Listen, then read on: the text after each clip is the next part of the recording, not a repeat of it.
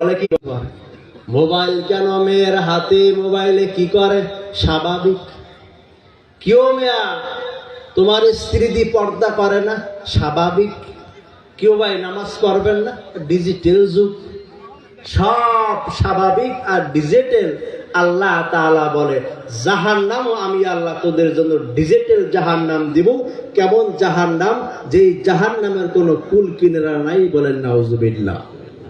মুহতারাম হাজিরিন, তো আজকের এই মাহফিল, দোয়া, এই উপদেশ পেয়ে আপনারা খুশি না বেজার? বলেন খুশি না বেজার? আলোচনা করেছি যে আল্লাহ তাআলা মুমিনদেরকে জান্নাত দিবে, আমলে সালেহকারীদের জান্নাত দিবে। সাহাবায়ে কেরাম জান্নাতের টিকিট পেয়েও সারা রাত কান্না করেছে যেন জান্নাত হারায় না যায়। তো আমরা তো জান্নাত পাই নাই। তো